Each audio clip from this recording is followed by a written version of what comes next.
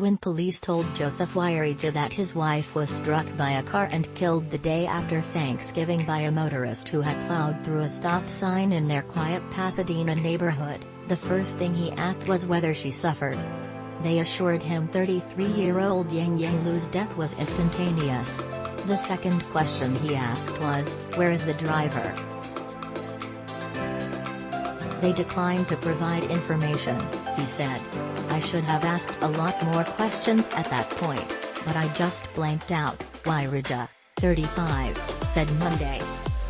Around 11 a.m., Liu set out for a jog on a route she had taken many times before.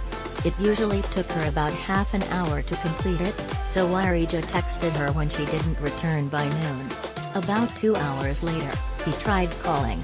He called 20 to 30 times until a police officer picked up around 5 p.m. and said they'd deliver the news in person.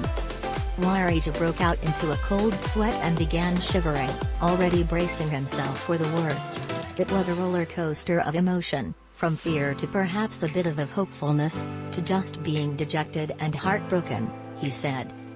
It appears the 20-year-old driver of a BMW 328i collided with Liu around 11:19 a.m. in the intersection of Allen Avenue and San Pasqual Street after failing to halt at a stop sign, said Lieutenant Anthony Russo of the Pasadena Police Department.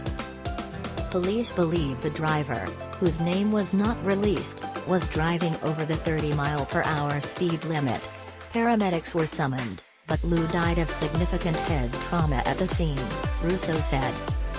The intersection is about 1.5 miles from the home shared by Wirija, Liu and their 2 dogs. The driver was not arrested or cited. Russo said police are conducting an investigation to determine whether there was criminal negligence, which would prompt the case to be presented to the district attorney, he said. Wirija has expressed frustration